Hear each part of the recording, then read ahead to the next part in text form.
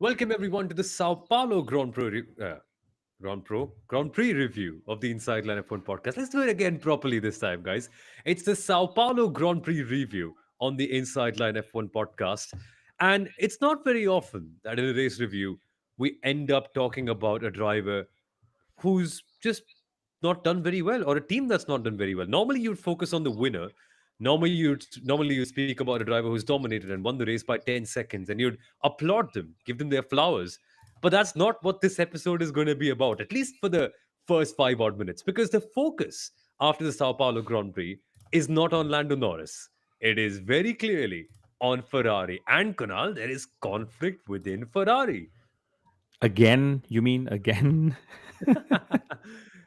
It's historical, isn't it? Like you think of it. Alain Prost in Ferrari, it did not work out. Fernando Alonso in Ferrari, it did not work out for some reason or the other. Is it fair to add Lewis Hamilton to the list of other star drivers already impacted by Ferrari and the politics of it? Like within the first season. Yes, I would say it's important to add Lewis Hamilton to it. And I don't mean in failures, but I mean by the politics already. So, why are we talking about Ferrari immediately? Yes, they had a double DNF outside of their control, mind you. It's not that their cars had mechanical failures, they were taken out by their rivals. And we'll get to explaining that. But John Elkann, the chairman of Ferrari, has said both our drivers need to, what did he say? Someone focus on driving. He said both our drivers need to focus on driving and talk less. And the worst part here is fine, if that statement was made standalone, I'll be like, yeah, okay, he's probably talking sense. The worst part is because Ferrari are the hypercar champions, while applauding the hypercar effort, he chose to sort of down talk the Formula One drivers. He did say the pit lane and the mechanics have been doing very well. We've been leading the pit lane championship, the unofficial one. But he put the drivers down for God knows what. I mean, what's This brewing? What do you is think? this is Ferrari legacy. This is Ferrari legacy. You thought that Ferrari would change after Fred Vasseur came in. It doesn't change with just one person. This is Ferrari heritage, guys. Enzo Ferrari has always said that the drivers are the most replaceable parts of a Grand Prix team. And that is what John Elkin is carrying on with this statement. They will never accept their mistake. It's always the engine that's the driver of success. It's not the aerodynamics. Oh, and once the aero is accepted, it's the drivers that are the problem. Prost faced the same thing. He was ousted. Nigel Mansell had other issues. Fernando Alonso was sort of pushed out of the door because you sort of realized that there's no way out, right? There's no real spark towards success when things work this way. Sebastian Vettel found out the hard way too, and Lewis Hamilton as well. It's who can survive Ferrari? If Lewis Hamilton can't, I refuse to believe that even Max Verstappen can survive Ferrari. It's classic.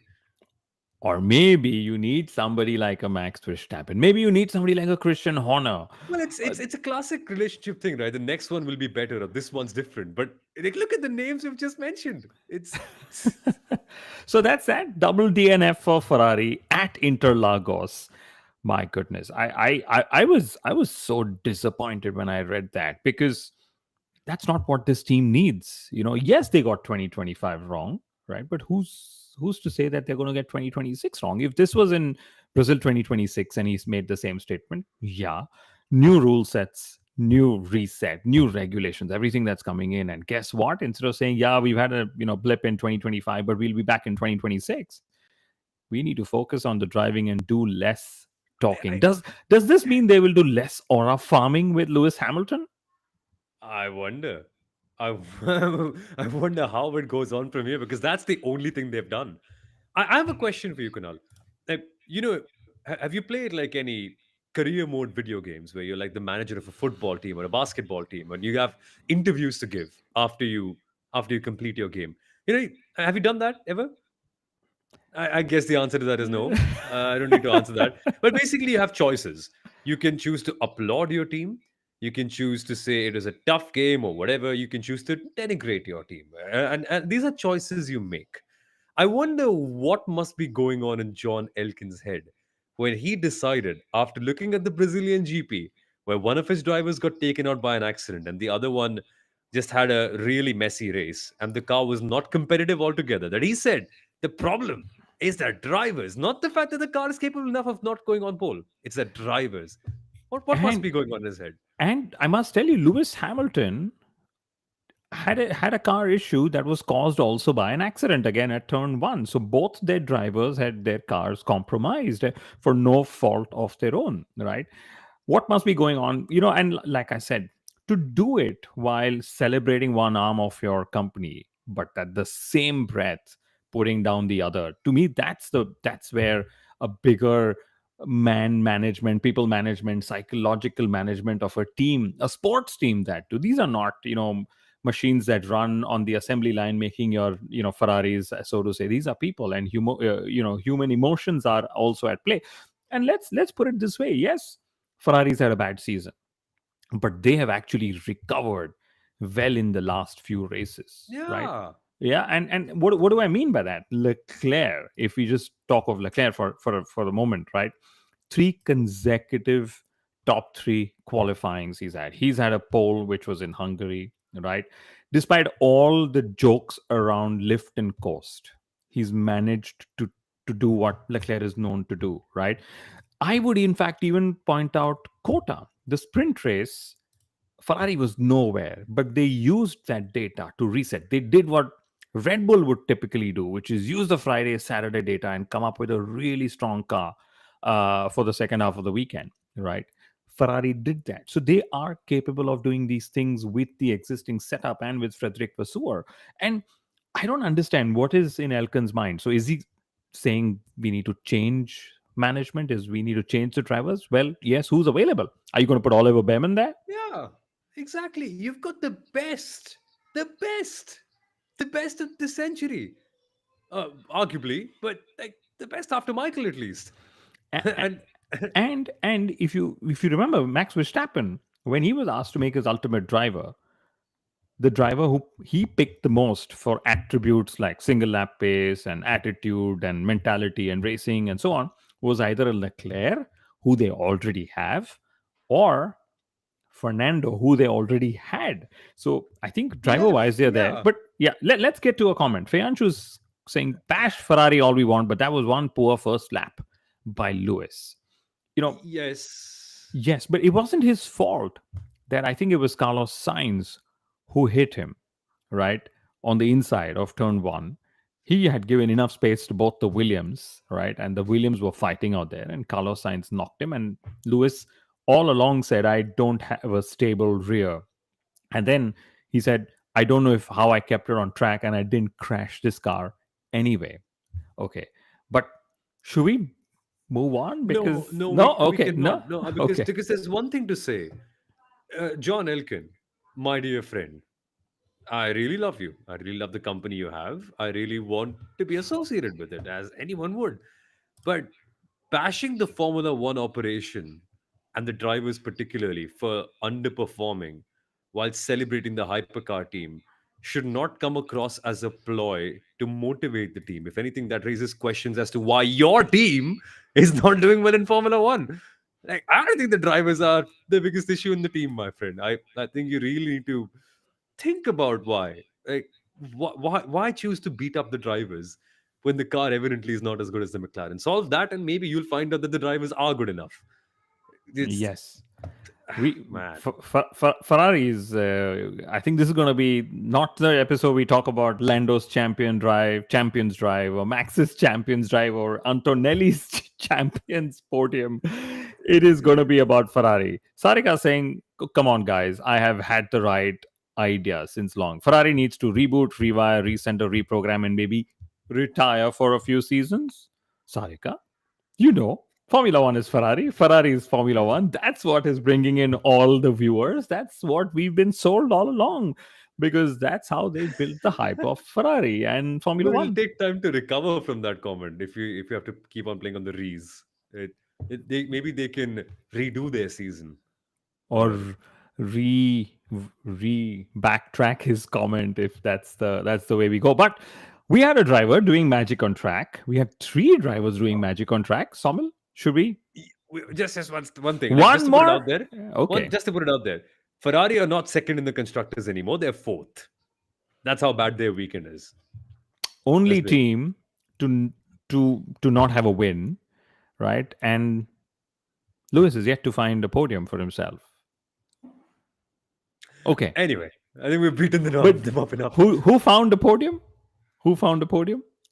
Max Verstappen did.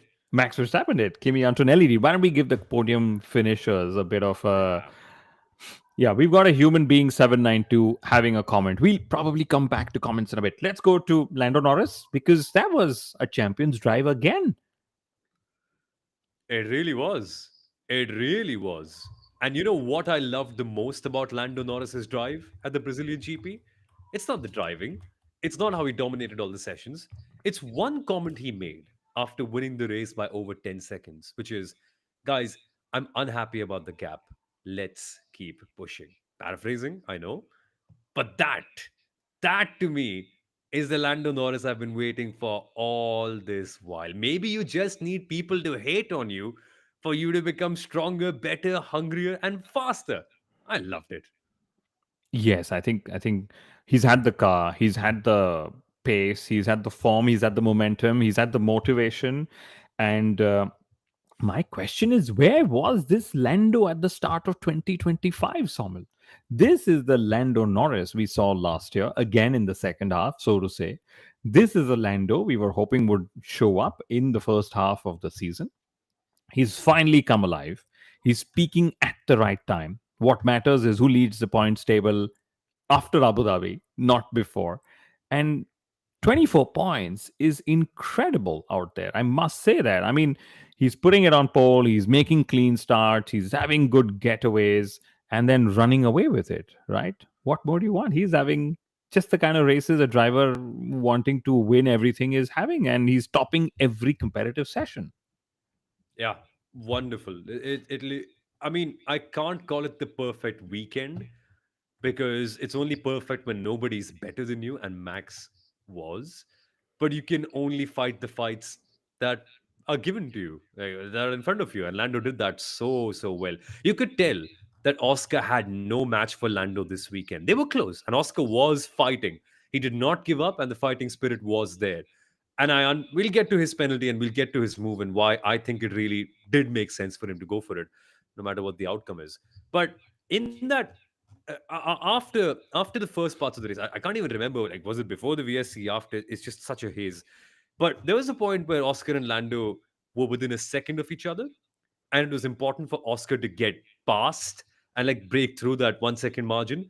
But Lando kept on extending and extending and extending and extending. Now, the technical reason, Mark Hughes says, is down to the rotation of the car and how well Lando is able to master that, heading into all the short corners that we have in the middle part of the circuit. But whatever it is, Kunal, be it the suspension that Lando uses at the front that Oscar doesn't, the suspension geometry, I mean, be it the psychological things, be it the smart decisions of just nailing it in qualifying and not taking as much curb in other parts when some other drivers have. Lando was just phenomenal. Lando was just, and he did a banana peel thing on Oscar. He He did. went on the curb, and that unsettled everyone. He took out three drivers. One of them, actually, Max saved himself from He going did. off as well. That video did not make it to the world feed, but we saw it on social media. Oscar went off, Hulkenberg went off, Colapinto went off, right? But okay, the very part here, and I don't know why our frames flipped, but I'll take it. Did it? Suddenly, yeah. But the very part out here is, when you have the car to dominate, it doesn't mean you will dominate. But Lando's working hard to make sure he is dominating. Right? That's the nature of Formula One. That's the nature of how the sport has been. And we've Hmm. seen Lewis do it. We've seen Michael do it. Now we've seen Max Verstappen do it. Now it's maybe Lando Norris's turn, right? Oh, come And on. You're not adding his name into that list that quickly, are you, Kunal? That's a no, big list of names too. what I mean is he's had a clean weekend, right? And that's what even Feyanshu's saying, clean, uneventful weekends. That's what you need. You from the get go, he's managed to do that. And I believe Lando's taken a step up, right? And Oscar's been forced to take a step down. And what do I mean by forced? I don't mean McLaren, but what I mean is Oscar has been it's just a sequence of events that have happened. And I remember this famous quote of Lando, all talent, not luck, if we were to call it that, right? Uh, I would say it's all luck, not down to talent when it comes to Oscar Piastri's losses. And if we were to just make a quick list of the immediate ones, in Australia, both McLaren drivers hit a patch. Lando didn't go off as bad. Oscar did, finished ninth. In Silverstone, a random penalty by the FI under the safety car, boom, he was gone. In Hungary, he was put on the better strategy, but Lando was allowed to beat him on strategy under papaya rules. In Monza, papaya rules again, losing points again to Lando Norris. In Azerbaijan, I believe he just had what I would call a hangover from the Monza incident, and that's when he Which crashed. you're I think, allowed to, yeah. Like, yeah, you which have to have one bad you're racing season, human, yeah. right? So there is a Yeah. playback from someone, and I don't know if that's Sundaram who's just joined us, but we look at that. Then if we look in Singapore, Oscar thought Lando wouldn't put his car in the middle on the turn one, which suddenly we saw Oscar was very upset about, and that's just sort of caused a downhill. So a lot of these things I would say are just sequence of luck that's happened. And if we look at Cota and Mexico, which were low grip, again we came to Brazil, which was resurfaced. We came to Brazil, which had grooves, and that caused a different level of grip than what all the teams were expecting, which is why qualifying, which is the sprint race, sprint qualifying, everyone said I wasn't happy with the lap. And a question to you guys is, here's Formula One. We watch Formula One for the fastest drivers to take the fastest cars on the limit. But in Brazil, you got the fastest lap time, like Lando did, like Max was saying as well, by underdriving the car. Is this the kind of formula we want in Formula One? The way you have to Yes. underdrive the car? You think so? Oh, Yeah. yes, yes. Because Formula One, to me, along with being the fastest series in the world, is meant to be the series with the most skilled drivers in the world. Test them. This is what it's all about, isn't it, Sundaram? Like we saw Lando Norris being tested, and just like you've appeared out of nowhere in the middle of our episode, Max I've appeared Verstappen from the pit tested lane. skill, and you've made it onto the podium. So welcome along. It's. I mean, I'm glad I'm here. But what a brilliant race yesterday. But yes, let's continue. You were saying. Like about the skill part that Kunal mentioned about going slow to go fast, basically. How do you read that? Because that's what Lando had to do this weekend, and I say fair play. That's what Formula One driving is all about. Win at 90%, not at 100. Alan Prost said that. No, I think that's how modern Formula One is as well. And I'm completely okay with that. Even if there is a fair bit of management, even if there's a fair bit of strategy that's involved, it's not a case of going all out every single time. So even if that's the case, I think it's fair. I would enjoy that kind of racing, to be very honest. Yeah, yeah, I think so. And challenging them with various different circuits, various conditions, various tire compounds, various ways of driving as well is one of those things. So Oscar not being there is down to inexperience. I would say just is still figuring how to extract the most of these tires in low grip conditions. And Brazil with the changes that they made to the circuit just caused that off as well. But I think it was also inexperience on Kimi Antonelli's part to have that turn one incident with Oscar Piastri out there. Before we go to that, before we will chat about it at length. I want to bring up two things. Firstly, Oscar's move at turn one. Guys, we've got to agree, right? By the rules, that's a penalty. But if you guys were Oscar Piastri, would you do anything different? Because if I were Oscar, I would still make the move. You have to. It's a very interesting situation because if you look at the regulations right now, based on those regulations at the apex of the turn, Oscar was not alongside Kimi, and that's one of the reasons why he was penalized. And that it makes you want to go back to the rule book and think if it's written in the correct way, if it's written in the right spirit as well. Is it promoting overtaking? Is it promoting aggressive but Spirit still? is a dangerous term, Sundaram. We Oh know that wait, from wait, cricket. no, no, Spirit no. is a dangerous term, my friend. No, well, I actually have I'm going to show a picture because I've prepared a picture just to show you all this. Right, this is what I did on Viaplay yesterday. Sundaram said he wasn't alongside. There will be a green line that just came up. He is more than 80% alongside, I would say, in my mind, right? And to me, Oscar had to make the move. Kimi Antonelli had a bad restart. Two cars were pouncing him, Leclerc and Piastri. Charles Leclerc said, I knew Oscar was going to go on the inside. He said Kimi knew Oscar was going to go down the inside. But why did he close that door the way he did? So Kimi closed the door in a way that Oscar had nowhere to go. If you see, Oscar locks up his wheel, and I think because he locked up, the penalty went his way. Had he not locked up, they would have probably done this as a racing incident and moved on. But Oscar had to make the move.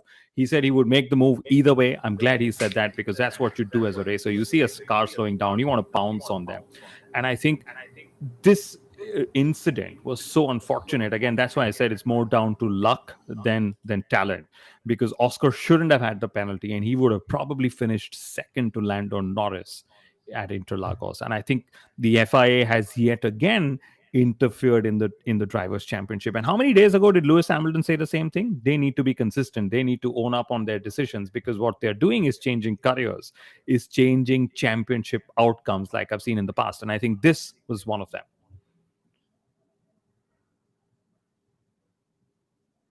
I get you, but I've got a question then in that case, Kunal. What do you think the FI got wrong? Like, by what account did they decide that Kimi was not ahead of, like, Oscar was not sufficiently ahead of Kimi Antonelli? Because from the onboards, you can very clearly tell Oscar's wheel is not ahead. But then do you measure it by the front wing? Do you measure it by where the driver is sitting? Like, why? I Why have the FI gotten it wrong then? I I think I always refer to the rule book as we've got it in the world of sailing, right? If you're more than half a car length ahead, like if we go back to that image, and I've tweeted it out, right? If we go back to that image, there was nothing. And I actually did this analysis for over 7 minutes with Atle Gulbranson, who, by the way, as you guys know, is 28th year in his Formula One commentary career, where Sommel will be in another 26 years time or so. So what I mean is, there was nowhere Oscar Piastri could have gone with where he was. Kimi closed the door. Oscar had space. Oscar still made the corner, but it was Kimi, and Kimi had enough space on his right to let Leclerc do So his thing is as well. Kimi entitled to leave space for Oscar? I don't think he should be entitled to leave space for Oscar. Like, it's Then that's chaos. And if Kimi is entitled to leave space for Oscar because of how close Oscar ended up being at so. that Do you time. decide how much space to leave basis on how close someone ends up being, or how close they are at the entry to the corner? That's I'm already putting this. written in the rules. That's already written in the rules. So the driver who's making the overtake, his front wheels have to be alongside the mirror of the car that he's overtaking. I didn't see the onboards, but if that is the case, then Kimi is supposed to leave space for Piastri. If that's not the case, then Piastri has no business being there. That's basically what the rule book says, at least. But then probably Kunal would be able to share that better, look as he's seen the onboards. Yeah, I mean, the reason why I'm on this image still is at this point where we've frozen the frame, there was nothing Oscar Piastri could have done apart from brake harder to slow down the car more, right? But at this moment, is Kimi should have also known that so what's happening is Oscar is suddenly committing to a tighter line.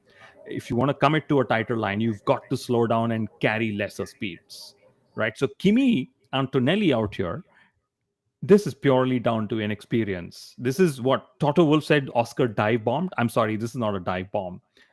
Dive bombs are Is it far. not, Kunal? This Is it not? Because if Do you you were call Kimi this a in dive this, bomb? well, it is. Just Look at how because you far see inside. smoke? Like, No. no, not because I see the smoke, because the apex of the corner is a little further away and he's coming in very early. You And know, if I were Kimi Antonelli, why would I deliberately put myself in the absolute dirty air of Lando Norris with no space? I would want to no, take the no, no, normal no. racing line. There's no dirty air conversation here because everyone's got I dirty wouldn't air. want to Yeah, follow. okay. I wouldn't want to follow that close to Lando Norris. Like, I'd want to take a normal, good sweeping racing line, which I think is what Kimi Antonelli is trying to like sort of square off the corner as much. But you I don't realize care that about this Oscar behind. but you realize that this is a late apex corner because turn two immediately Yes. follows as well, right? So the apex is literally where if you actually draw the line, Okay, Oscar was made to commit to an apex, and he actually does make the apex. Of course, if we show the video with there will be a copyright strike. But my point is, Oscar made the move, which is fine. But the blame here, and trust me, it's not just me saying it. It was Charles Leclerc also saying that the blame needs to be put on Kimi, and this is what the race control should do. If an active driver retires from the race, send them to the media pen, let them talk, and then put them in the steward's room to adjudicate such situations. No? I feel it's a racing incident. Yes, it is a racing incident. Honestly, It it's a is, racing and incident. There's no need for a penalty. It's there just is that. there is no need for a penalty. If in fact, if there is a need for a penalty, it is on Kimi Oh Antonelli. no, there isn't. Come on, Kunal. Like, come on. He's behind him. He's so far behind him. It's Somil, these are the kind of moves you pull off on the kart track. Where yes, you if do. But if when you are in Formula One, Kimi is lucky he continued to finish second. This move yes, could have yes, so then you are in a position where you're like, I will not let an overtake happen, but I'll also jeopardize my drive where I've actually on pure performance out qualified and outraced George Russell. Kimi was lucky he came away mm, with this. yeah, lucky he came away from the contact. But I'd say fair in just being where he was. Like, No, absolutely. He pulled it out fair. I think all drivers acted fair. The stewards didn't. But my point yeah, is, yeah. the racing guidelines, yes, they need to change, no doubt. But if there is anyone worth giving, it's the stewards looked at it, and like even in the Viaplay studio, we had a disagreement because of course this is a racing incident. But then I said the minute he's locked his wheels up, that's what race control is going to Yeah. go by, and they're going to put all the blame on him, right? So if Yeah. Oscar Piastri hadn't locked his wheels, he wouldn't have gotten the penalty. But then if race control wanted to give a penalty, and if they would have asked me, I'd have said you need to give a penalty to Kimi. Why do you want to? Poor kid's just scored his second podium in his Formula One career, Kunal. Like, why do you want to give him a penalty when there's barely anything in it? Like, I'm not saying I want to give him one. I said but you said if they, but why if they that if? want to give a penalty, if Why they would they want want, to? But he's not done anything wrong. but not has Oscar done something wrong here, mind you. Oscar's No, not done this is anything just the wrong either. rules. He's not done anything wrong. He's just not complied with the regulations that the FI have written with the intent to make things clear. In It only fact, makes things great. if you ask me, this is also as per the because the regulations say, were you alongside enough? Okay, and if you ask me, Was he? this was alongside enough. Yeah, absolutely. I'm telling you, Personally, there was. I think so That's too. the debate. That's the debate. Personally, I think so too, but not by the letter of the law, right? It's So the hey, the, the, you the know, the only other thing, that also worked against Oscar, okay, was that there was still more space to his left. Okay, but the truth is, there was more space to his left, Sundaram. There was enough, at least half a car length to his left. So it's not that he was between the wall and between Antonelli. Okay. If he was between the wall and between Antonelli, maybe this would have been a racing incident. But the fact that he locked up was point one. Point two, he had half a car length on his left. That's why he got the penalty when nobody should have gotten a penalty. I'm with Kunal on the fact that he locked up. The very fact that he locked up and he was not in complete control of that moment is probably why it suggested also to the stewards to give him the penalty. And that's what my first impression was as well. But If he what did caused him not, to lose control? he The over abrupt steering movement, the abrupt closing of the line from Kimi Antonelli.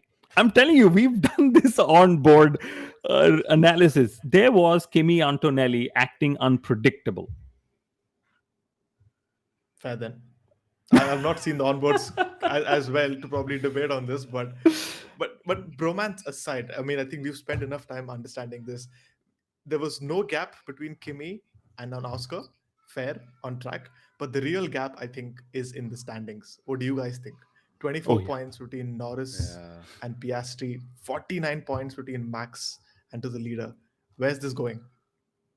I have a question on that, and we should take our viewers' comments as well because they are very interesting. But the comment that I'm thinking of is: are we going to look back at Monza and be like Oscar Piastri sacrificed himself and ended up losing a world championship in a snowball effect as a result of that? Because if Lando becomes world champion, I'm pretty sure we will look at that moment as the tipping point, don't we? Won't we, Kunal? It's just, it has to be.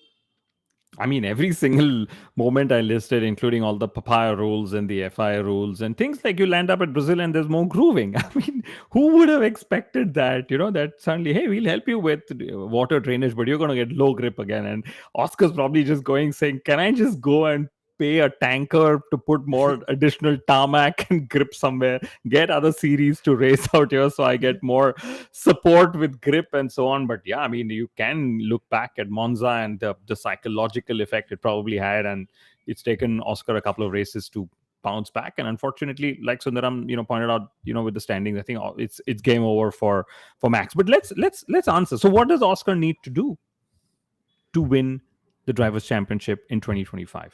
24 points, 4 races, 1 sprint to go, which technically means if we look at 4 Grand Prix, or rather 3 Grand Prix and 1 sprint to go, right? If he wins all Grand Prix, right, and Lando is second, just based on Grand Prix standings, right? What is that? 8 into 3, 24. He will have the same number of points at the end of Abu Dhabi, and then he can win on count back because now finally Lando has the same number of race wins as Oscar, which is 7 in the season.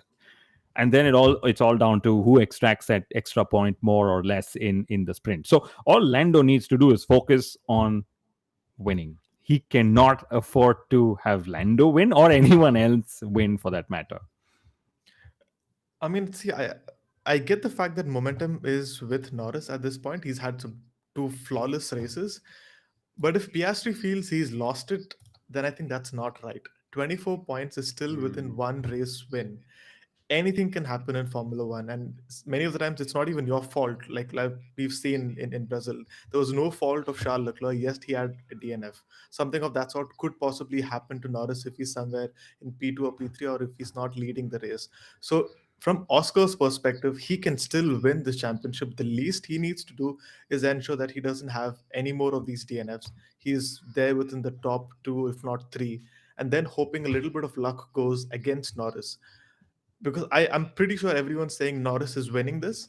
But if I mean that's pretty much the case right now. But Oscar can still probably clinch this, is what I feel. Max is really out in my opinion. Max is definitely out, and Yeah. let's take some comments. As we say, Chris is saying Monza was not the issue.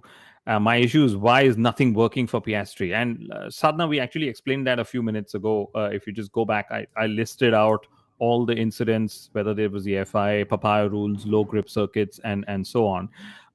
Then good work from Hulkenberg and Behrman. Gurshan Singh is saying we'll get back to that. Good to Hamilton see you, made a Gurshan. similar, yeah, Hamilton made a same comeback in 21. So Piastri can too as well. Yeah, could be very Yeah. well. Let's see how that goes. And Oscar needs to figure out the car because he has not looked at one with it on a few different Yes. types of tracks. That's Yes. absolutely true. Yeah. Yeah.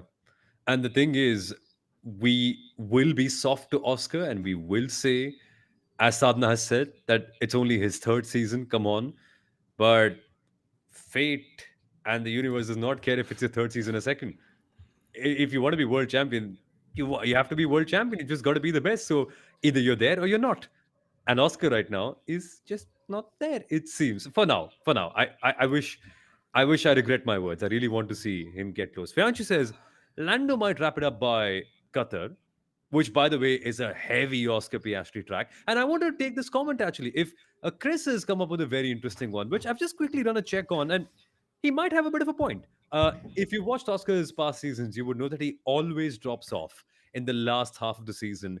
It is not surprising, which I thought is like, on first reaction, I was saying, what are you saying, Chris? That can't be true. He's always good in Qatar. But then I'm looking at the results last year after Singapore, USA, Mexico, Sao Paulo, Las Vegas, Qatar, Abu Dhabi. Only one podium from them. That's Qatar. Yep. In 22, sorry, yeah, 22 is first season. After Qatar, where he got second, USA, Mexico, Sao Paulo, Las Vegas, Abu Dhabi, no podiums whatsoever. Not even a top five. He's probably got a No, point, my friend. but that was also largely because one of Oscar's key problems in those seasons was he was not good in qualifying compared to Hmm. Norris. So he would always qualify a little further down. It wasn't a case of him dropping off in the race.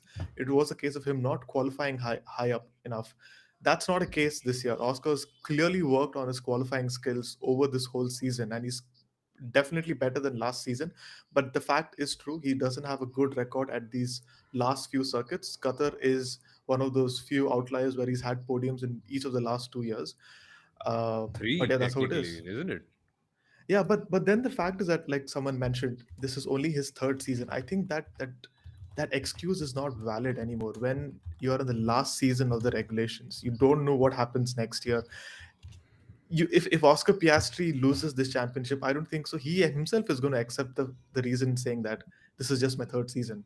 It's okay for me to lose a title just because I'm still inexperienced. I don't think so. That reasoning works. You never know what's happening with McLaren going forward. Yeah. Next year, with the rules reset, all of that can happen. But interesting comments. I would say you read out his stats from last year, Somil, but for me, they don't correlate because he was a different driver. There's a reason why there is a general disappointment everywhere in this room as well on the three frames about Oscar's drop in performance. Why? Because the step he made from 24 to 25 was so big that Lando had to dig deeper. It took Lando Norris 15 races to scratch his heads and sort of come out and be like, now I know what it takes to beat Oscar, right? Now I know what it takes. So I think the disappointment is just down to how it's turned out for Oscar. Like Sundaram Yeah. said, he doesn't have to give up. I don't believe he gives up, but he needs to do what Felipe Massa had to do in 2008. Just go and win. Just go and win all the races. That's all. Like, doesn't matter. And Yeah. one of the things that we have to do in 2025, drivers have to do, is take pole and lead at the end of lap one, and that's what Oscar needs to do, and go from there. But what else are we talking Fun about? Yeah. fact. Fun fact. Yes. Since you said pole, every single race that's happened since the summer break has been won from pole. So that's 7 Grand Prix and 2 sprints. Each of those have been won from pole, and the whole midfield fight and everything, the whole championship fight is keeping us engaged. But what people are not realizing is Formula One is becoming very, very straightforward in terms of who Yeah. wins the race. And there's actually a new record that's been broken this season, which no one's spoken about yet. We've had 15 of the 21 races have been won from pole position, which is an all time record. There's been no season in F1 where as many as 15 pole sitters has won. And which is why I'm genuinely disappointed in that aspect of it. I'm not talking about the rest of it. I'm genuinely disappointed that there is not much happening in terms of um, competitiveness in terms of who wins. It's largely a qualifying game right now. If you put the car on pole, you eventually pass turn one and the lead, you go on to win the race. In which case, I'm rather happy that this is the last season of the regulations, and next year it might blow apart completely. But there's also one aspect of it which I think not many people are looking at. Or get worse. You I'm never know. actually scared about next You never season know, given man. everything I'm hearing, but we'll get to that. What we should celebrate is Kimi Antonelli, right? Somil, you seemed very impressed. On the fan code Oh, Hindi broadcast, you were like, oh my goodness, this is the Kimi Antonelli, the next Max Verstappen that Toto Wolff has been eyeing. yeah. Fantastic drive, right? I mean, we beat George in every session. And the thing is, you might look at this and go, it's a one weekend thing, but you won't realize that Kimi has actually been much better since returning from the summer break. And he's put in a lot of work in the Mercedes simulator. The correlation makes sense. He's made some tweaks to his technique and understanding of the car. And even in Singapore, George learned from him and his lines to put the car on pole and then eventually take the win. So it's been building up for Kimi Antonelli. And it was about time. It was about time he got that second podium. There, there, And there were two reasons behind that, but yes. Max didn't push very hard is also one of the reasons. No, I don't believe that. I I think think Max could Max have been even more ruthless. I really think so. Uh, both Mercedes was so good in defense that Oscar couldn't take Russell and Max couldn't take Kimi. I agree. There is a I agree. correlation there. But Max could have been even more ruthless if he wanted to. Like that's not But peak Max. That wasn't Max's peak tires Max. were done by then. He on that soft, he was done. Okay, and But that's some Max some Verstappen we're talking about. Even when his tires are done, even when he's like 12th or 13th, three times in a race, he can come back and be on the podium after starting in the pit lane. So I refuse to believe that there isn't more because there's always more with There's Max. always more, but Kimi Antonelli is actually now outqualified and outraced George Russell two races consecutive, right? And he needed two things to happen. First was Toto Wolff to call him underwhelming in Monza, and there's Yeah. suddenly been a spark. And second is not having races in Europe, because that's something that social media is pointing Yeah, out that what's every up with race, yeah, there's a substance that's apparently linked to Kimi Antonelli's performance, and it's a whitener in food. What's this all about, guys? Like, what am I seeing on my social media today? Like, Social media just keeps giving. There is some substance or some ingredient that is not permitted or permitted in some countries, and whenever that's not the case, he tends to do well. It's a what very quirky rubbish! stat, but I love it. I absolutely. It's whitener. It's something to do with a whitener in food or some stuff. Says our producer. I don't. Okay, look, I know whitener can be a form of an addictive, but that's like a very low income high necessity kind of addictive. That's not you won't expect a Formula One driver to be addicted to that, Kunal. But you know what? I hope that Kimi gets addicted to this feeling because he looked so composed all throughout. he did, and I loved how matching George Russell. We had done this whole top three drivers thing couple of episodes ago. Max was on top for all of us, and then there was George Russell. To match George Russell, to beat him, right, in two consecutive races, I think that in itself is great. In his first rookie season, and this is what Toto Wolff says, we know this is a learning curve and he's finally coming there. But he wasn't just the only rookie out there who did well. There was Isaac Hadjar, two stopper into P8. There was Liam Lawson, and I still call him a rookie, 52 laps on that medium tire to be P7. And from P7 to P12, there was a train of cars half a second away from each other. I thoroughly love how the rookies are coming to the fore. Oliver Behrman, he's now clinched the head-to-head against Esteban Ocon, and he Wow. becomes the first Haas driver to score four consecutive 4 points. He becomes the first Haas driver to score points in four Are you consecutive kidding me? First races. ever. Can you Oh yeah, imagine? forget because they had Grosjean and Magnussen for the longest time. And then they had Mazepin and Mick Schumacher as well. But I That's a think story in itself. Oliver Behrman is going to end Esteban Ocon's career prematurely. That's my bold feeling. But there's one more feeling, and that feeling is Red Bull Racing actually cost Max Verstappen a Grand Prix win Uh, in uh, Brazil. oh, I'm huh? I'm I'm I'm for that. Red Bull needed three attempts to changing the setup of the car to finally giving Max what he needed. What stops a team like Red Bull from actually having that car from the Friday? They had to turn everything around, put a new power unit. If this car was available to him, and they have the tools, all the teams have the tools, the simulation tools that they need to have to predict such instances that happen in real time at the track. All the talk about Makies and his engineering background, and Oh my you know, God, and Kunal. Verstappen. It's one race. My God, it's one When you race. were in a championship, Somil, the car that Red Bull came up with in qualifying, if Max was harsh on them, I'm nobody to not be harsh on them. It's one race, but it was one crucial race where he could have had points on Lando Norris and Oscar Piastri. Can you imagine? What's Red Bull But do you cost think him he the would have win. won even without the new power unit? I think so. If he had with a good setup. I believe so. With a I think so decent too. Yeah. setup, he would have won. Imagine from pit lane to P3. I will not even say almost P2, one lap, and he would have been P2, but 10 Didn't seconds Mekies away.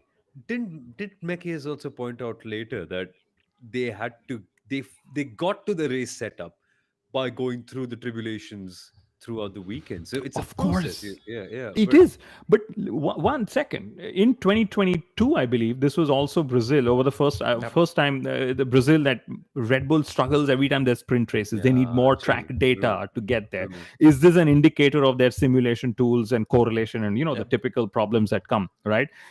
My point is, Max should have won this. there is a reason why he was so upset. Even though post race, GP apologized to him and he said, "It's okay, I understand, blah, blah, blah. We win together as a team." But this has ended for Max because of Red Bull Racing. He had the pace, he had the power, he had the attitude to go and win. And I would have loved to see him be up there. It would have been an interesting. I mean, it would have put the championship in a very interesting position if Max would have won. But where are we? Where do we stand right now? Vegas in 2 weeks' time, night race, street race. What Cold do you think race, happens? Cold race. George gambling Russell race, masterclass once again. expensive race, addictive race, Formula One paddock building race, flashy race. I Uh, think Ferrari is also going to be in it. Finally, they'll bounce back from John Elkin. They will talk less. Lewis will come give one line answers in the press. Redemption race. And then they Okay. will drive 1-2 for Ferrari incoming. Important questions to ask. Okay. Do you think Lewis Hamilton's taking a podium this year? 3 more No, races. No, flat no. no. Even though I Samuel's said a laugh. Ferrari 1-2, I doubt it's happening. I think सवाल Samuel's क्यों laughter सवाल explains it. क्यों आ रहा है? Like why are you even questioning it? Isn't the writing on the wall already? Like you, well, it is. But Like I'm pretty sure Fayanshu will agree that at this point, Behrman getting a podium is more more likely likely. than Lewis at this stage. Okay, so no Hamilton podium. Is Oscar Piastri winning another race? Yes, Qatar, without a doubt. He's winning Qatar. In writing, take it in writing. I He's think winning Qatar. Qatar and Abu Dhabi, he's winning 2 races. I think so too. Qatar and Abu Dhabi. So both of you are saying that Lando is not winning the title in Qatar. You're saying it's going to Abu Dhabi. Yeah, I think I it's think it's definitely happening in going. Qatar. Yes. Yeah, okay. Really? I'll tell you one scenario. I actually had this as a dream at 5 in the morning when my daughter was sort of waking up, and I'm like, please keep sleeping. You remember 2016 when Nico Rosberg was Ooh. slowed down by Lewis Hamilton, and so that's probably what Oscar's going to need to do, and it's probably what's going to happen in Abu Dhabi. He's going to slow down, get the pack to bunch up. Lando's going to be complaining because it's going to be Lando's first title on the line and Oscars. And I get a So, feeling so does those kind that of things mean are that happening. does that mean that McLaren need a new driver for 2026? Just You mean Lando will win and retire like Rosberg? I don't know. I doubt that. is he the But kind? you Like, never know. can we frame an archetype of a driver who would do something like that? Like, takes over 100 races to win his first Formula One race, has a dream to win the title with his boyhood dream of the same country, fights very hard to beat that one rival in his career, and eventually, when he does win, retires. It's there. The story is there, guys. The story is there. Just I'm not saying that Lando is going to beat Verstappen directly, but going to be the first time he beats Max.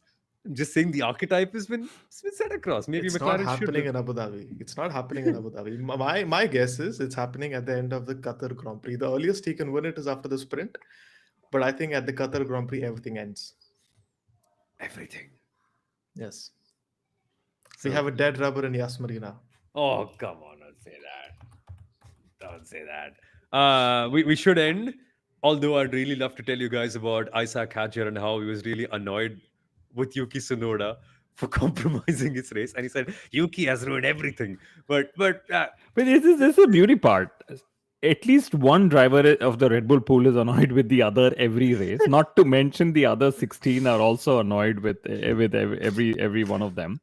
And since we started with all talent, all luck, no talent, Max was also lucky with that puncture he got early in the race. Otherwise, he would have been stuck on that hard tire, and we wouldn't have had a pit lane to God, what an P3 awful moment decision as well. that was. Is why? But okay, time to make another awful decision. Time to end the conversation while it's going very well because life things come to an end. So this episode must come to an end too. Make sure you subscribe to the Inside Line F1 podcast on YouTube and Instagram. Uh, Kunal, Uttara, and the team are like just doing an incredible job taking out so many shots. So if you missed some parts of it, you will see it in short form on YouTube and Instagram. So make sure you follow us on both places. And yeah, see you guys very soon for Las Vegas and hopefully some more fun discussions in the middle as well. Thank you, Fayanshu, Praveen, Sarika, Abhijit, Chris, all of you beautiful folks who have commented on this episode. See you soon, guys. Bye bye.